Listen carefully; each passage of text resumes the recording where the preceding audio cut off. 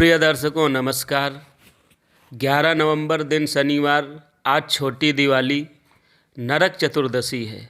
इसे रूप चतुर्दशी के नाम से भी जानते हैं। आज के दिन सर्व संकट निवारण के लिए दक्षिण दिशा में एवं घर के मेन द्वार के बाहर चौमुखा दीपक जलाया जाता है। आप अवश्य जलाएं। आज के इस वीडियो में हम सभी प्रकार के संकटों के निवारण के लिए नरकोत्तारण स्तोत्र का पाठ करने जा रहे हैं। आइए वीडियो शुरू करते हैं। नरकोत्तारण स्तोत्रम। ओम नारायणं नमस्कृत्य नरं चैव नरोत्तमं देवीं सरस्वतीं व्यासं ततो जयमुदीरयेत्। नारायणं जगद्बीजं पुराणं पुरुषोत्तमं परिपृच्छति धर्मात्मा पाण्डुपुत्रो युधिष्ठिरः। श्रीयुधिष्ठिर उवाच किं जपन् पुरुषो मुच्चेद्यमलोकैकशासनात् तन्मे कथय तत्त्वेन भक्तस्य तव केशव।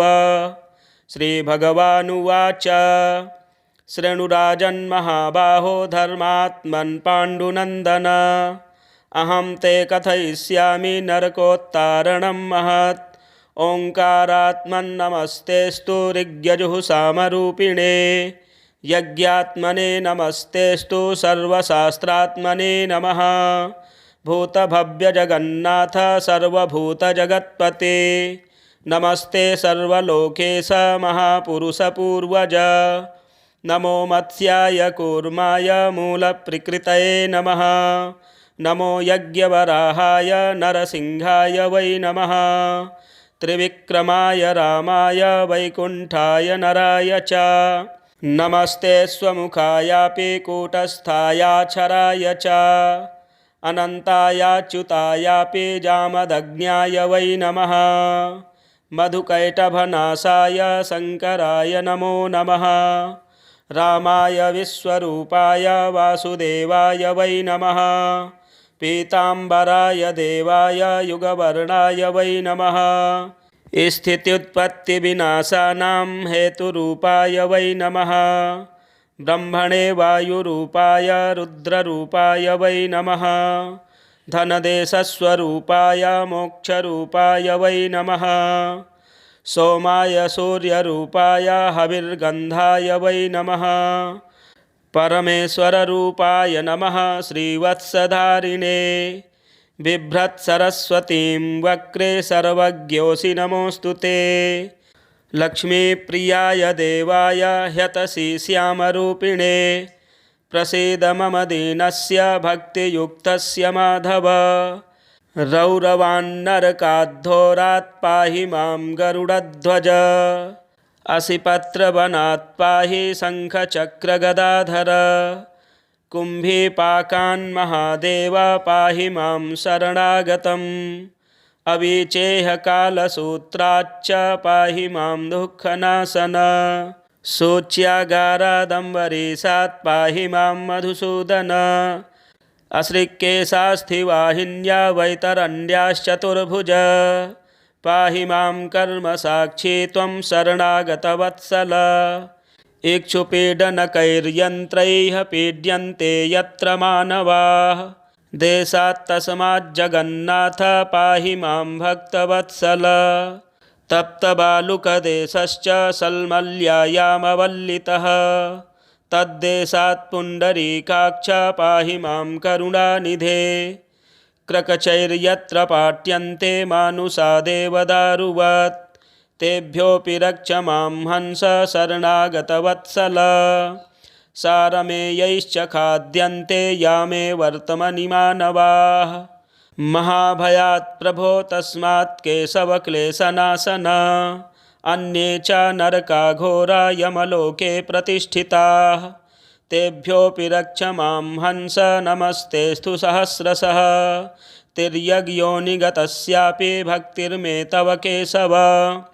अचला स्याद्यथा कृष्ण तथा कुरु वरप्रद। बहुबाहुरुपादस्त्वं बहुकर्णाक्षिशीर्षवान् सर्वतो रक्ष मां हंस सर्वात्मन् सर्वतोमुख। नमस्ते देवदेवेश यथा पास्यखिलं जगत् स्थितौ तथा समस्तेभ्यो दोषेभ्यो मां समुद्धर। कृष्णाच्युत हृषीकेश सर्वभूतेश केशव, महात्मन् पाहि मां भक्तं वासुदेव नमोऽस्तु ते। इति स्तवन्नरो राजन् सदा नारायणं प्रभुं, यमलोकं न पश्येच्च नरकं च कुतः पुनः। स्मरन्नपि सदा मर्त्यः शृण्वन्नपि युधिष्ठिर, महापातकजैर्घोरैर्मुच्यते सर्वकिल्बिषैः। आयुरारोग्यमैश्वर्यं श्रियं मेधां तथा बलं, प्राप्नोति च पठेन्नित्यं तद्विष्णोः परमं पदम्। भयकान्तारदुर्गेषु तथा संसारसागरात्, सत्यं सन्तरते मर्त्यः स्तवस्याप्यनुकीर्तनात्। अन्ते सायुज्यमाप्नोति तद्विष्णोः परमं पदम्। ॐ नारायणं नमस्कृत्य नरं चैव नरोत्तमं, देवीं सरस्वतीं व्यासं ततो जयमुदीरयेत्। नारायणं जगद्बीजं पुराणं पुरुषोत्तमं, परिपृच्छति धर्मात्मा पाण्डुपुत्रो युधिष्ठिरः।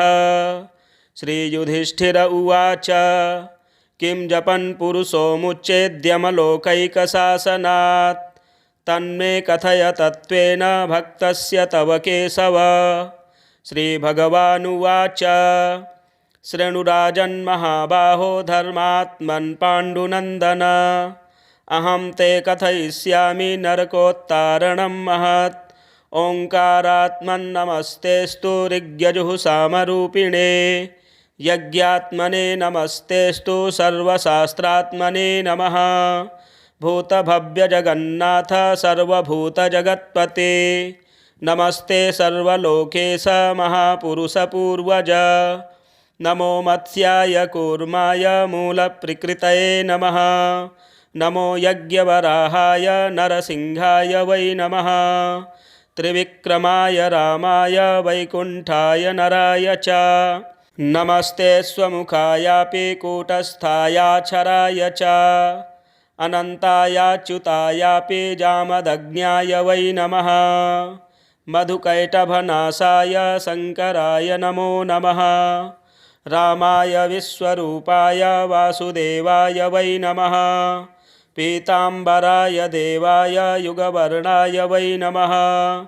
स्थित्युत्पत्तिविनाशानां हेतुरूपाय वै नमः। ब्रह्मणे वायुरूपाय रुद्ररूपाय वै नमः। धनदेशस्वरूपाय मोक्षरूपाय वै नमः। सोमाय सूर्यरूपाय हविर्गन्धाय वै नमः। परमेश्वररूपाय नमः श्रीवत्सधारिणे, बिभ्रत्सरस्वतीं वक्रे सर्वज्ञोऽसि नमोऽस्तु ते। लक्ष्मीप्रियाय देवाय ह्यतसि श्यामरूपिणे, प्रसीद मम दीनस्य भक्तियुक्तस्य माधव। रौरवान्नरकाद्धोरात् पाहि मां गरुडध्वज, असिपत्रवनात् पाहि शङ्खचक्रगदाधर। कुम्भीपाकान्महादेव पाहि मां शरणागतम्, अविचेहकालसूत्राच्च पाहि मां दुःखनाशन। सूच्यागारादम्बरीशात् पाहि मां मधुसूदन, अश्रिकेशास्थिवाहिन्या वैतरण्याश्चतुर्भुज। पाहि मां कर्मसाक्षी त्वं शरणागतवत्सल। इक्षुपीडनकैर्यन्त्रैः पीड्यन्ते यत्र मानवाः, देशात्तस्माज्जगन्नाथ पाहि मां भक्तवत्सल। तप्तबालुकदेशश्च सल्मल्यायामवल्लितः, तद्देशात् पुण्डरीकाक्ष पाहि मां करुणानिधे। क्रकचैर्यत्र पाट्यन्ते मानुषा देवदारुवत्, तेभ्योऽपि रक्ष मां हंस शरणागतवत्सल। सारमेयैश्च खाद्यन्ते यामे वर्तमनि मानवाः, महाभयात् प्रभो तस्मात् केशवक्लेशनाशन। अन्ये च नरकाघोरा यमलोके प्रतिष्ठिताः, तेभ्योऽपि रक्ष मां हंस नमस्तेऽस्तु सहस्रशः तिर्यग्योनिगतस्यापि भक्तिर्मे तव केशव अचला स्याद्यथा कृष्ण तथा कुरु वरप्रद बहुबाहुरुपादस्त्वं बहुकर्णाक्षिशीर्षवान् सर्वतो रक्ष मां हंस सर्वात्मन् सर्वतोमुख नमस्ते देवदेवेश यथा पास्यखिलं जगत् स्थितौ तथा समस्तेभ्यो दोषेभ्यो मां समुद्धर कृष्णाच्युत हृषीकेश सर्वभूतेश केशव महात्मन् पाहि मां भक्तं वासुदेव नमोऽस्तु ते इति स्तवन्नरो राजन् सदा नारायणं प्रभुं यमलोकं न पश्येच्च नरकं च कुतः पुनः स्मरन्नपि सदा मर्त्यः शृण्वन्नपि युधिष्ठिर महापातकजैर्घोरैर्मुच्यते सर्वकिल्बिषैः आयुरारोग्यमैश्वर्यं श्रियं मेधां तथा बलं प्राप्नोति च पठेन्नित्यं तद्विष्णोः परमं पदं भयकान्तारदुर्गेषु तथा संसारसागरात् सत्यं सन्तरते मर्त्यः स्तवस्याप्यनुकीर्तनात् अन्ते सायुज्यमाप्नोति तद्विष्णोः परमं पदम् ॐ नारायणं नमस्कृत्य नरं चैव नरोत्तमं देवीं सरस्वतीं व्यासं ततो जयमुदीरयेत् नारायणं जगद्बीजं पुराणं पुरुषोत्तमं परिपृच्छति धर्मात्मा पाण्डुपुत्रो युधिष्ठिरः श्रीयुधिष्ठिर उवाच किं जपन् पुरुषो मुच्चेद्यमलोकैकशासनात् तन्मे कथय तत्त्वेन भक्तस्य तव केशव श्रीभगवानुवाच शृणुराजन्महाबाहो धर्मात्मन् पाण्डुनन्दन अहं ते कथयिष्यामि नरकोत्तारणं महत् ओङ्कारात्मन्नमस्तेऽस्तु ऋग्यजुःसामरूपिणे यज्ञात्मने नमस्तेऽस्तु सर्वशास्त्रात्मने नमः भूतभव्यजगन्नाथ सर्वभूतजगत्पते नमस्ते सर्वलोकेश महापुरुषपूर्वज नमो मत्स्याय कूर्माय मूलप्रकृतये नमः नमो यज्ञवराहाय नरसिंहाय वै नमः त्रिविक्रमाय रामाय वैकुण्ठाय नराय च नमस्ते स्वमुखायापि कूटस्थायाक्षराय च अनन्तायाच्युतायापि जामदग्न्याय वै नमः मधुकैटभनाशाय शङ्कराय नमो नमः रामाय विश्वरूपाय वासुदेवाय वै नमः पीताम्बराय देवाय युगवर्णाय वै नमः स्थित्युत्पत्तिविनाशानां हेतुरूपाय वै नमः ब्रह्मणे वायुरूपाय रुद्ररूपाय वै नमः धनदेशस्वरूपाय मोक्षरूपाय वै नमः सोमाय सूर्यरूपाय हविर्गन्धाय वै नमः परमेश्वररूपाय नमः श्रीवत्सधारिणे बिभ्रत्सरस्वतीं वक्रे सर्वज्ञोऽसि नमोऽस्तु ते लक्ष्मीप्रियाय देवाय ह्यतसि श्यामरूपिणे प्रसीद मम दीनस्य भक्तियुक्तस्य माधव रौरवान्नरकाद्धोरात् पाहि मां गरुडध्वज असिपत्रवनात् पाहि शङ्खचक्रगदाधर कुम्भीपाकान्महादेव पाहि मां शरणागतम् अविचेहकालसूत्राच्च पाहि मां दुःखनाशन शोच्यागारादम्बरीशात् पाहि मां मधुसूदन अश्रिक्केशास्थिवाहिन्या वैतरण्याश्चतुर्भुज पाहि मां कर्मसाक्षी त्वं शरणागतवत्सल इक्षुपीडनकैर्यन्त्रैः पीड्यन्ते यत्र मानवाः देशात् तस्माज्जगन्नाथ पाहि मां भक्तवत्सल तप्तबालुकदेशश्च सल्मल्यायामवल्लितः तद्देशात् पुण्डरीकाक्ष पाहि मां करुणानिधे। क्रकचैर्यत्र पाट्यन्ते मानुषा देवदारुवत् तेभ्योऽपि रक्ष मां हंस शरणागतवत्सल।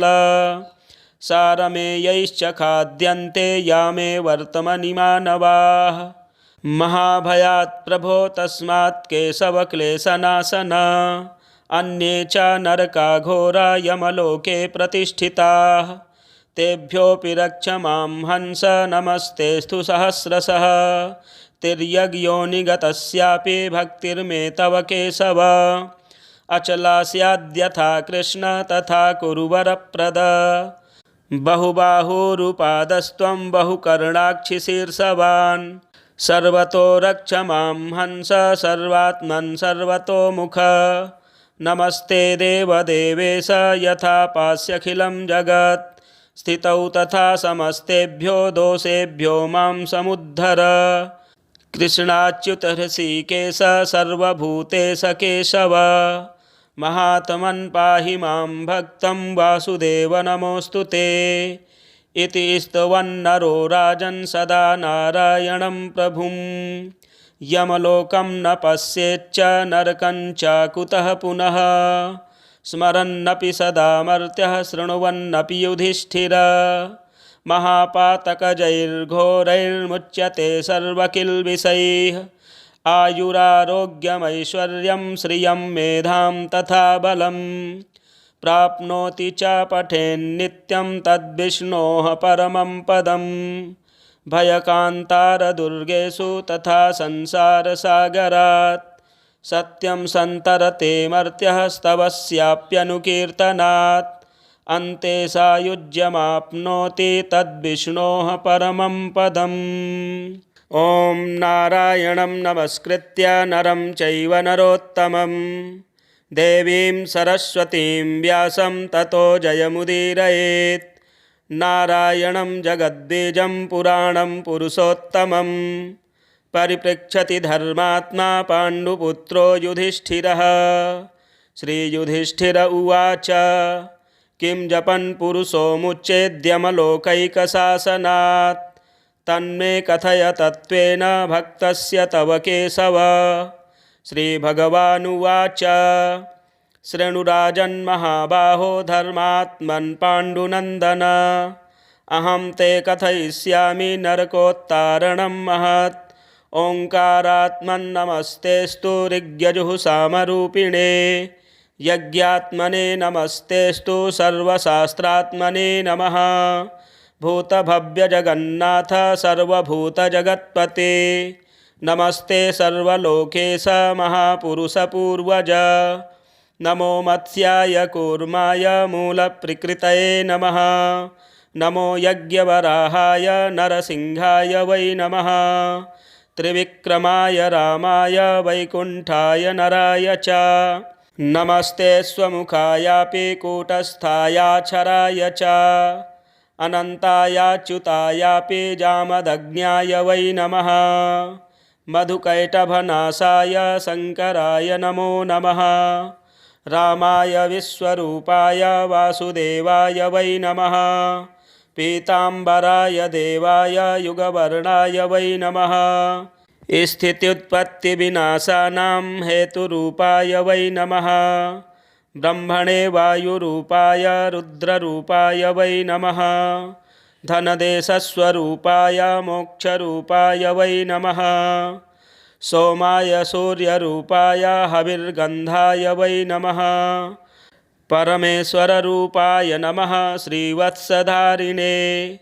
बिभ्रत्सरस्वतीं वक्रे सर्वज्ञोऽसि नमोऽस्तु ते। लक्ष्मीप्रियाय देवाय ह्यतसि श्यामरूपिणे। प्रसीद मम दीनस्य भक्तियुक्तस्य माधव। रौरवान्नरकाद्धोरात् पाहि मां गरुडध्वज। असिपत्रवनात् पाहि शङ्खचक्रगदाधर। कुम्भीपाकान्महादेव पाहि मां शरणागतम्। अविचेहकालसूत्राच्च पाहि मां दुःखनाशन। शोच्यागारादम्बरीशात् पाहि मां मधुसूदन। अश्रिक्केशास्थिवाहिन्या वैतरण्याश्चतुर्भुज पाहि मां कर्मसाक्षी त्वं शरणागतवत्सल। इक्षुपीडनकैर्यन्त्रैः पीड्यन्ते यत्र मानवाः देशात् तस्माज्जगन्नाथ पाहि मां भक्तवत्सल। तप्तबालुकदेशश्च सल्मल्यायामवल्लितः तद्देशात् पुण्डरीकाक्ष पाहि मां करुणानिधे। क्रकचैर्यत्र पाट्यन्ते मानुषा देवदारुवत् तेभ्योऽपि रक्ष मां हंस शरणागतवत्सल। सारमेयैश्च खाद्यन्ते यामे वर्तमनि मानवाः महाभयात् प्रभो तस्मात् केशवक्लेशनाशन। अन्ये च नरका घोरा यमलोके प्रतिष्ठिताः तेभ्योऽपि रक्ष मां हंस नमस्तेऽस्तु सहस्रशः। तिर्यग्योनिगतस्यापि भक्तिर्मे तव केशव अचला स्याद्यथा कृष्ण तथा कुरु वरप्रद। बहुबाहुरुपादस्त्वं बहुकर्णाक्षिशीर्षवान् सर्वतो रक्ष मां हंस सर्वात्मन् सर्वतोमुख। नमस्ते देवदेवेश यथा पास्यखिलं जगत् स्थितौ तथा समस्तेभ्यो दोषेभ्यो मां समुद्धर। कृष्णाच्युत हृषीकेश सर्वभूतेश केशव महात्मन् पाहि मां भक्तं वासुदेव नमोऽस्तु ते। इति स्तवन्नरो राजन् सदा नारायणं प्रभुं यमलोकं न पश्येच्च नरकं च कुतः पुनः। स्मरन्नपि सदा मर्त्यः शृण्वन्नपि युधिष्ठिर महापातकजैर्घोरैर्मुच्यते सर्वकिल्बिषैः। आयुरारोग्यमैश्वर्यं श्रियं मेधां तथा बलं प्राप्नोति च पठेन्नित्यं तद्विष्णोः परमं पदम्।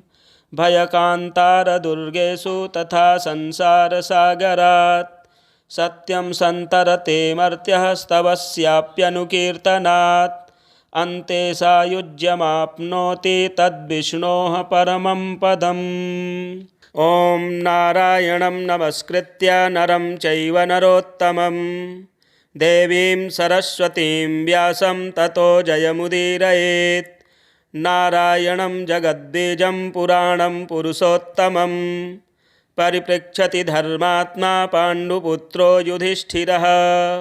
श्रीयुधिष्ठिर उवाच किं जपन् पुरुषो मुच्चेद्यमलोकैकशासनात् तन्मे कथय तत्त्वेन भक्तस्य तव केशव। श्रीभगवानुवाच शृणुराजन्महाबाहो धर्मात्मन् पाण्डुनन्दन अहं ते कथयिष्यामि नरकोत्तारणं महत्। ओङ्कारात्मन्नमस्तेऽस्तु ऋग्यजुःसामरूपिणे यज्ञात्मने नमस्तेऽस्तु सर्वशास्त्रात्मने नमः। भूतभव्यजगन्नाथ सर्वभूतजगत्पते नमस्ते सर्वलोकेश महापुरुषपूर्वज। नमो मत्स्याय कूर्माय मूलप्रकृतये नमः। नमो यज्ञवराहाय नरसिंहाय वै नमः। त्रिविक्रमाय रामाय वैकुण्ठाय नराय च नमस्ते स्वमुखायापि कूटस्थायाक्षराय च अनन्तायाच्युतायापि जामदग्न्याय वै नमः। मधुकैटभनाशाय शङ्कराय नमो नमः। रामाय विश्वरूपाय वासुदेवाय वै नमः। पीताम्बराय देवाय युगवर्णाय वै नमः। स्थित्युत्पत्तिविनाशानां हेतुरूपाय वै नमः। ब्रह्मणे वायुरूपाय रुद्ररूपाय वै नमः। धनदेशस्वरूपाय मोक्षरूपाय वै नमः। सोमाय सूर्यरूपाय हविर्गन्धाय वै नमः। परमेश्वररूपाय नमः। श्रीवत्सधारिणे बिभ्रत्सरस्वतीं वक्रे सर्वज्ञोऽसि नमोऽस्तु ते। लक्ष्मीप्रियाय देवाय ह्यतसि श्यामरूपिणे प्रसीद मम दीनस्य भक्तियुक्तस्य माधव। रौरवान्नरकाद्धोरात् पाहि मां गरुडध्वज असिपत्रवनात् पाहि शङ्खचक्रगदाधर कुम्भीपाकान्महादेव पाहि मां शरणागतम् अविचेहकालसूत्राच्च पाहि मां दुःखनाशन शोच्यागारादम्बरीशात् पाहि मां मधुसूदन अश्रिक्केशास्थिवाहिन्या वैतरण्याश्चतुर्भुज पाहि मां कर्मसाक्षी त्वं शरणागतवत्सल इक्षुपीडनकैर्यन्त्रैः पीड्यन्ते यत्र मानवाः देशात् तस्माज्जगन्नाथ पाहि मां भक्तवत्सल तप्तबालुकदेशश्च सल्मल्यायामवल्लितः तद्देशात् पुण्डरीकाक्ष पाहि मां करुणानिधे क्रकचैर्यत्र पाट्यन्ते मानुषा देवदारुवत् तेभ्योऽपि रक्ष मां हंस शरणागतवत्सल सारमेयैश्च खाद्यन्ते यामे वर्तमनि मानवाः महाभयात् प्रभो तस्मात् केशवक्लेशनाशन अन्ये च नरकाघोरा यमलोके प्रतिष्ठिताः तेभ्योऽपि रक्ष मां हंस नमस्तेऽस्तु सहस्रशः तिर्यग्योनिगतस्यापि भक्तिर्मे तव केशव अचला स्याद्यथा कृष्ण तथा कुरु वरप्रद बहुबाहुरुपादस्त्वं बहुकर्णाक्षिशीर्षवान् सर्वतो रक्ष मां हंस सर्वात्मन् सर्वतोमुख नमस्ते देवदेवेश यथा पास्यखिलं जगत् स्थितौ तथा समस्तेभ्यो दोषेभ्यो मां समुद्धर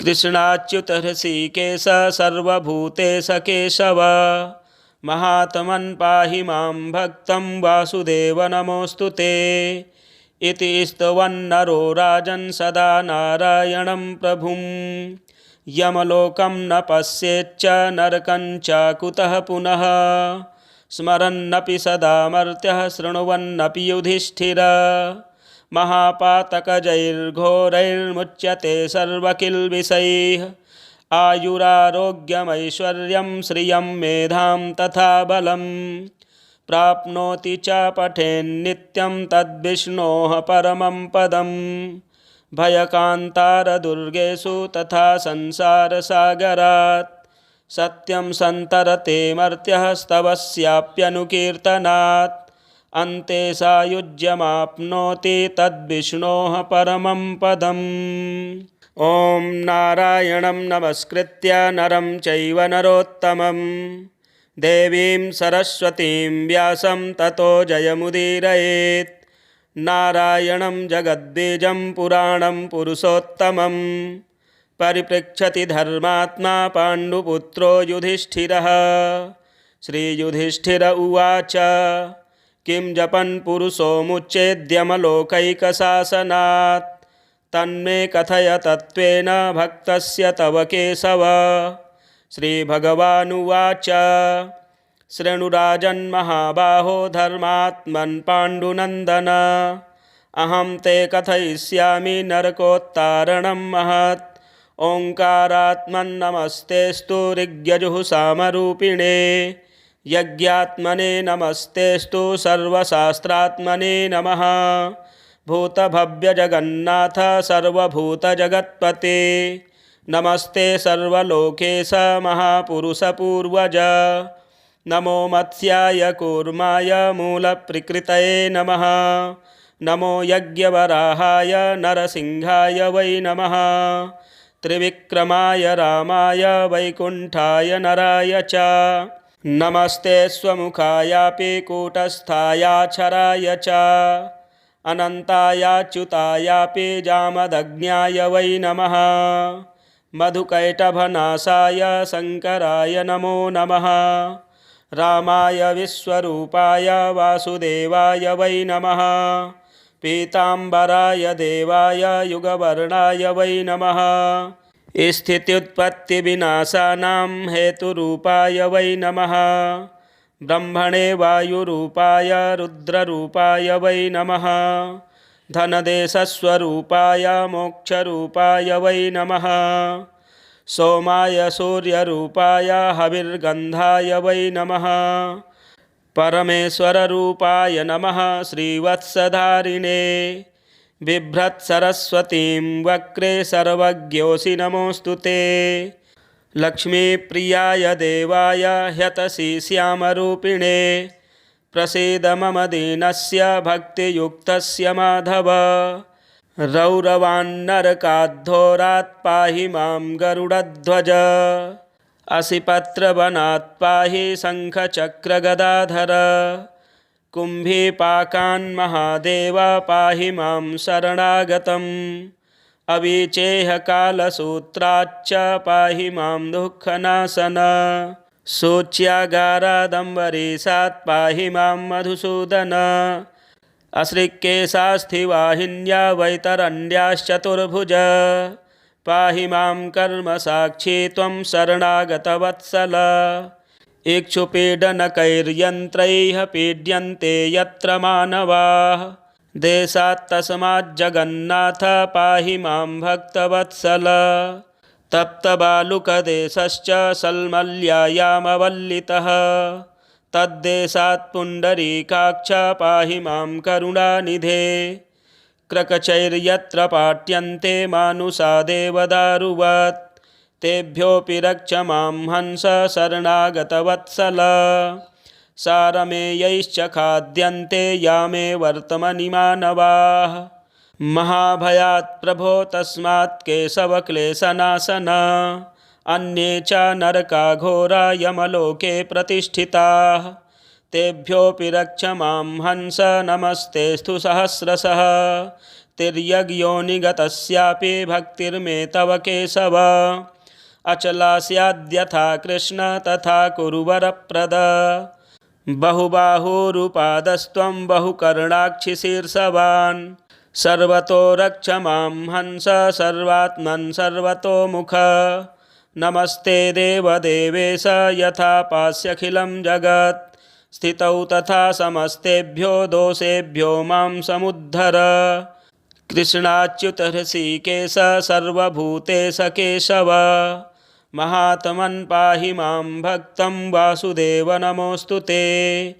इति स्तवन्नरो राजन् सदा नारायणं प्रभुं। यमलोकं न पश्येच्च नरकं च कुतः पुनः। स्मरन्नपि सदा मर्त्यः शृण्वन्नपि युधिष्ठिर। महापातकजैर्घोरैर्मुच्यते सर्वकिल्बिषैः। आयुरारोग्यमैश्वर्यं श्रियं मेधां तथा बलं। प्राप्नोति च पठेन्नित्यं तद्विष्णोः परमं पदं। भयकान्तारदुर्गेषु तथा संसारसागरात्। सत्यं सन्तरते मर्त्यः स्तवस्याप्यनुकीर्तनात्। अन्ते सायुज्यमाप्नोति तद्विष्णोः परमं पदम्। ॐ नारायणं नमस्कृत्य नरं चैव नरोत्तमं। देवीं सरस्वतीं व्यासं ततो जयमुदीरयेत्। नारायणं जगद्बीजं पुराणं पुरुषोत्तमं। परिपृच्छति धर्मात्मा पाण्डुपुत्रो युधिष्ठिरः। श्रीयुधिष्ठिर उवाच किं जपन् पुरुषो मुच्येद्यमलोकैकशासनात्। तन्मे कथय तत्त्वेन भक्तस्य तव केशव। श्रीभगवानुवाच शृणुराजन्महाबाहो धर्मात्मन् पाण्डुनन्दन। अहं ते कथयिष्यामि नरकोत्तारणं महत्। ओङ्कारात्मन्नमस्तेऽस्तु ऋग्यजुःसामरूपिणे। यज्ञात्मने नमस्तेऽस्तु सर्वशास्त्रात्मने नमः। भूतभव्यजगन्नाथ सर्वभूतजगत्पते। नमस्ते सर्वलोकेश महापुरुषपूर्वज। नमो मत्स्याय कूर्माय मूलप्रकृतये नमः। नमो यज्ञवराहाय नरसिंहाय वै नमः। त्रिविक्रमाय रामाय वैकुण्ठाय नराय च। नमस्ते स्वमुखायापि कूटस्थायाक्षराय च। अनन्तायाच्युतायापि जामदग्न्याय वै नमः। मधुकैटभनाशाय शङ्कराय नमो नमः। रामाय विश्वरूपाय वासुदेवाय वै नमः। पीताम्बराय देवाय युगवर्णाय वै नमः। स्थित्युत्पत्तिविनाशानां हेतुरूपाय वै नमः। ब्रह्मणे वायुरूपाय रुद्ररूपाय वै नमः। धनदेशस्वरूपाय मोक्षरूपाय वै नमः। सोमाय सूर्यरूपाय हविर्गन्धाय वै नमः। परमेश्वररूपाय नमः श्रीवत्सधारिणे। बिभ्रत्सरस्वतीं वक्रे सर्वज्ञोऽसि नमोऽस्तु ते। लक्ष्मीप्रियाय देवाय ह्यतसि श्यामरूपिणे। प्रसीद मम दीनस्य भक्तियुक्तस्य माधव। रौरवान्नरकाद्धोरात् पाहि मां गरुडध्वज। असिपत्रवनात् पाहि शङ्खचक्रगदाधर। कुम्भीपाकान्महादेव पाहि मां शरणागतम्। अविचेहकालसूत्राच्च पाहि मां दुःखनाशन। शोच्यागारादम्बरीशात् पाहि मां मधुसूदन। अश्रिक्केशास्थिवाहिन्या वैतरण्याश्चतुर्भुज। पाहि मां कर्मसाक्षी त्वं शरणागतवत्सल। इक्षुपीडनकैर्यन्त्रैः पीड्यन्ते यत्र मानवाः। देशात्तस्माज्जगन्नाथ पाहि मां भक्तवत्सल। तप्तबालुकदेशश्च सल्मल्यायामवल्लितः। तद्देशात् पुण्डरीकाक्ष पाहि मां करुणानिधे। क्रकचैर्यत्र पाट्यन्ते मानुषा देवदारुवत्। तेभ्योऽपि रक्ष मां हंस शरणागतवत्सल। सारमेयैश्च खाद्यन्ते यामे वर्तमनि मानवाः। महाभयात् प्रभो तस्मात् केशवक्लेशनाशन। अन्ये च नरकाघोरा यमलोके प्रतिष्ठिताः। तेभ्योऽपि रक्ष मां हंस नमस्तेऽस्तु सहस्रशः। तिर्यग्योनिगतस्यापि भक्तिर्मे तव केशव। अचला स्याद्यथा कृष्ण तथा कुरु वरप्रद। बहुबाहुरुपादस्त्वं बहुकर्णाक्षिशीर्षवान्। सर्वतो रक्ष मां हंस सर्वात्मन् सर्वतोमुख। नमस्ते देवदेवेश यथा पास्यखिलं जगत्। स्थितौ तथा समस्तेभ्यो दोषेभ्यो मां समुद्धर। कृष्णाच्युत हृषीकेश सर्वभूतेश केशव। महात्मन् पाहि मां भक्तं वासुदेव नमोऽस्तु ते। इति स्तवन्नरो राजन् सदा नारायणं प्रभुं। यमलोकं न पश्येच्च नरकं च कुतः पुनः। स्मरन्नपि सदा मर्त्यः शृण्वन्नपि युधिष्ठिर। महापातकजैर्घोरैर्मुच्यते सर्वकिल्बिषैः। आयुरारोग्यमैश्वर्यं श्रियं मेधां तथा बलं। प्राप्नोति च पठेन्नित्यं तद्विष्णोः परमं पदम्। भयकान्तारदुर्गेषु तथा संसारसागरात्। सत्यं सन्तरते मर्त्यः स्तवस्याप्यनुकीर्तनात्। अन्ते सायुज्यमाप्नोति तद्विष्णोः परमं पदम्। ॐ नारायणं नमस्कृत्य नरं चैव नरोत्तमं। देवीं सरस्वतीं व्यासं ततो जयमुदीरयेत्। नारायणं जगद्बीजं पुराणं पुरुषोत्तमं। परिपृच्छति धर्मात्मा पाण्डुपुत्रो युधिष्ठिरः। श्रीयुधिष्ठिर उवाच किं जपन् पुरुषो मुच्चेद्यमलोकैकशासनात्। तन्मे कथय तत्त्वेन भक्तस्य तव केशव। श्रीभगवानुवाच शृणुराजन्महाबाहो धर्मात्मन् पाण्डुनन्दन। अहं ते कथयिष्यामि नरकोत्तारणं महत्। ओङ्कारात्मन्नमस्तेऽस्तु ऋग्यजुःसामरूपिणे। यज्ञात्मने नमस्तेऽस्तु सर्वशास्त्रात्मने नमः। भूतभव्यजगन्नाथ सर्वभूतजगत्पते। नमस्ते सर्वलोकेश महापुरुषपूर्वज। नमो मत्स्याय कूर्माय मूलप्रकृतये नमः। नमो यज्ञवराहाय नरसिंहाय वै नमः। त्रिविक्रमाय रामाय वैकुण्ठाय नराय च नमस्ते स्वमुखायापि कूटस्थायाक्षराय च अनन्तायाच्युतायापि जामदग्न्याय वै नमः। मधुकैटभनाशाय शङ्कराय नमो नमः। रामाय विश्वरूपाय वासुदेवाय वै नमः। पीताम्बराय देवाय युगवर्णाय वै नमः। स्थित्युत्पत्तिविनाशानां हेतुरूपाय वै नमः। ब्रह्मणे वायुरूपाय रुद्ररूपाय वै नमः। धनदेशस्वरूपाय मोक्षरूपाय वै नमः। सोमाय सूर्यरूपाय हविर्गन्धाय वै नमः। परमेश्वररूपाय नमः श्रीवत्सधारिणे। बिभ्रत्सरस्वतीं वक्रे सर्वज्ञोऽसि नमोऽस्तु ते। लक्ष्मीप्रियाय देवाय ह्यतसि श्यामरूपिणे। प्रसीद मम दीनस्य भक्तियुक्तस्य माधव। रौरवान्नरकाद्धोरात् पाहि मां गरुडध्वज। असिपत्रवनात् पाहि शङ्खचक्रगदाधर। कुम्भीपाकान्महादेव पाहि मां शरणागतम्। अविचेहकालसूत्राच्च पाहि मां दुःखनाशन। शोच्यागारादम्बरीशात् पाहि मां मधुसूदन। अश्रिक्केशास्थिवाहिन्या वैतरण्याश्चतुर्भुज। पाहि मां कर्मसाक्षी त्वं शरणागतवत्सल। इक्षुपीडनकैर्यन्त्रैः पीड्यन्ते यत्र मानवाः।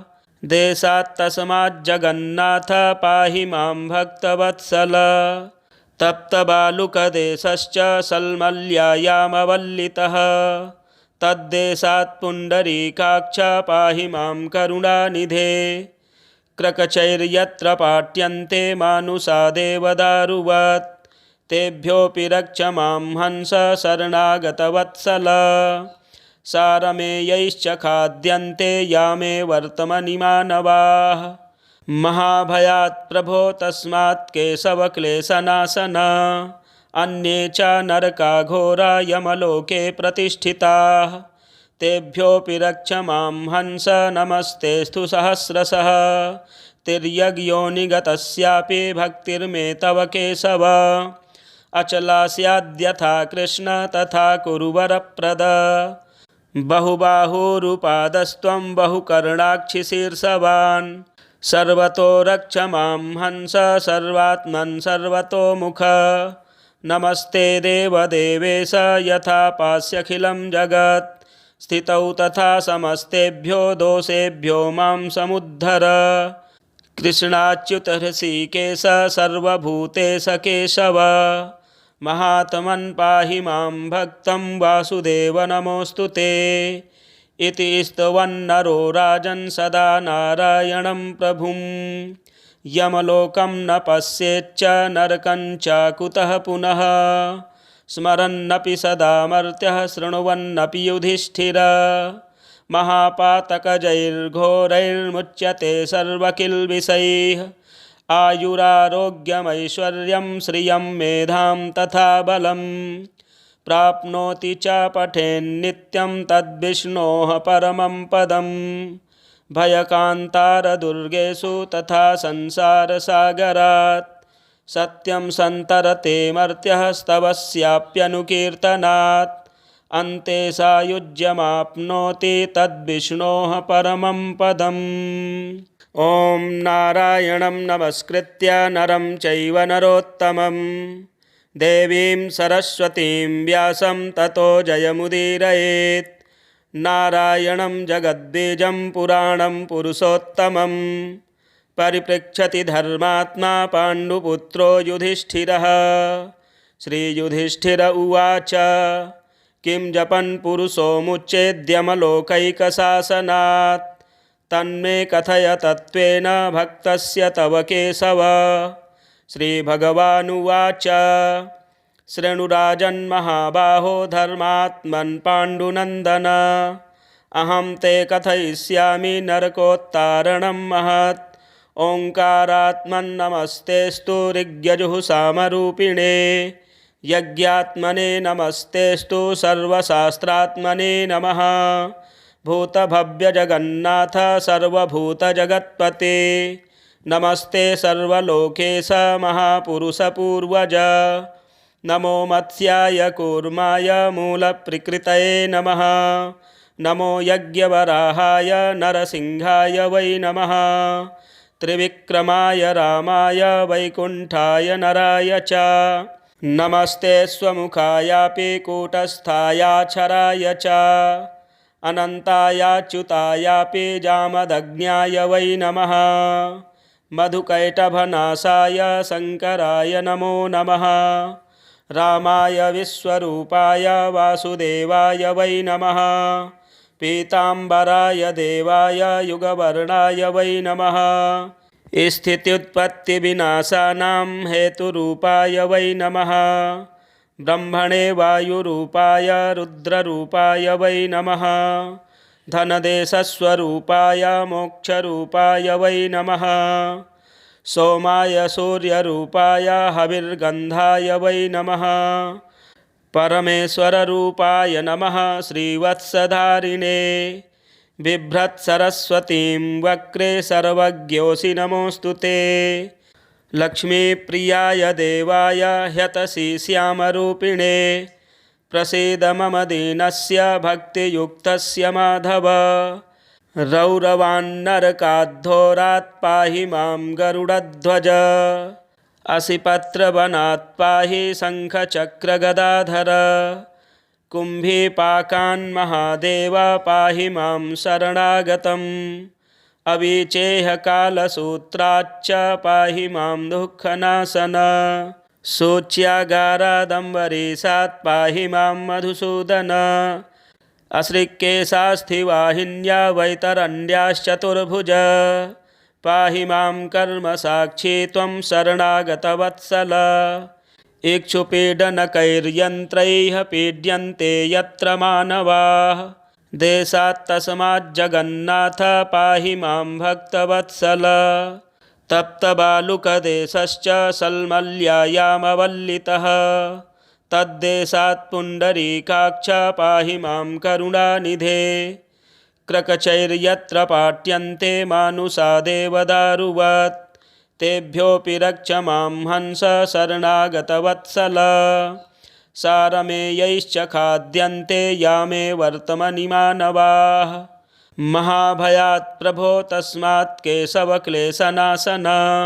अन्ये च नरका घोरा यमलोके प्रतिष्ठिताः। तेभ्योऽपि रक्ष मां हंस नमस्तेऽस्तु सहस्रशः। तिर्यग्योनिगतस्यापि भक्तिर्मे तव केशव। अचला स्याद्यथा कृष्ण तथा कुरु वरप्रद। बहुबाहुरुपादस्त्वं बहुकर्णाक्षिशीर्षवान्। सर्वतो रक्ष मां हंस सर्वात्मन् सर्वतोमुख। नमस्ते देवदेवेश यथा पास्यखिलं जगत्। स्थितौ तथा समस्तेभ्यो दोषेभ्यो मां समुद्धर। कृष्णाच्युत हृषीकेश सर्वभूतेश केशव। महात्मन् पाहि मां भक्तं वासुदेव नमोऽस्तु ते। इति स्तवन्नरो राजन् सदा नारायणं प्रभुं। यमलोकं न पश्येच्च नरकं च कुतः पुनः। स्मरन्नपि सदा मर्त्यः शृण्वन्नपि युधिष्ठिर। महापातकजैर्घोरैर्मुच्यते सर्वकिल्बिषैः। आयुरारोग्यमैश्वर्यं श्रियं मेधां तथा बलं। प्राप्नोति च पठेन्नित्यं तद्विष्णोः परमं पदम्। भयकान्तारदुर्गेषु तथा संसारसागरात्। सत्यं सन्तरते मर्त्यः स्तवस्याप्यनुकीर्तनात्। अन्ते सायुज्यमाप्नोति तद्विष्णोः परमं पदम्। ॐ नारायणं नमस्कृत्य नरं चैव नरोत्तमं देवीं सरस्वतीं व्यासं ततो जयमुदीरयेत्। नारायणं जगद्बीजं पुराणं पुरुषोत्तमं परिपृच्छति धर्मात्मा पाण्डुपुत्रो युधिष्ठिरः। श्रीयुधिष्ठिर उवाच किं जपन् पुरुषो मुच्चेद्यमलोकैकशासनात् तन्मे कथय तत्त्वेन भक्तस्य तव केशव। श्रीभगवानुवाच शृणुराजन्महाबाहो धर्मात्मन् पाण्डुनन्दन अहं ते कथयिष्यामि नरकोत्तारणं महत्। ओङ्कारात्मन्नमस्तेस्तु ऋग्यजुःसामरूपिणे यज्ञात्मने नमस्तेस्तु सर्वशास्त्रात्मने नमः। भूतभव्यजगन्नाथ सर्वभूतजगत्पते नमस्ते सर्वलोकेश महापुरुषपूर्वज। नमो मत्स्याय कूर्माय मूलप्रकृतये नमः। नमो यज्ञवराहाय नरसिंहाय वै नमः।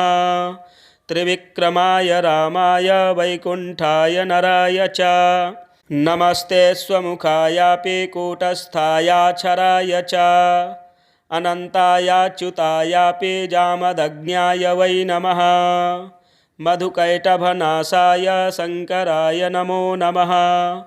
रामाय विश्वरूपाय वासुदेवाय वै नमः। पीताम्बराय देवाय युगवर्णाय वै नमः। स्थित्युत्पत्तिविनाशानां हेतुरूपाय वै नमः। ब्रह्मणे वायुरूपाय रुद्ररूपाय वै नमः। धनदेशस्वरूपाय मोक्षरूपाय वै नमः। सोमाय सूर्यरूपाय हविर्गन्धाय वै नमः। परमेश्वररूपाय नमः। श्रीवत्सधारिणे बिभ्रत्सरस्वतीं वक्रे सर्वज्ञोऽसि नमोऽस्तु ते। लक्ष्मीप्रियाय देवाय ह्यतसि श्यामरूपिणे प्रसीद मम दीनस्य भक्तियुक्तस्य माधव। रौरवान्नरकाद्धोरात् पाहि मां गरुडध्वज। असिपत्रवनात् पाहि शङ्खचक्रगदाधर।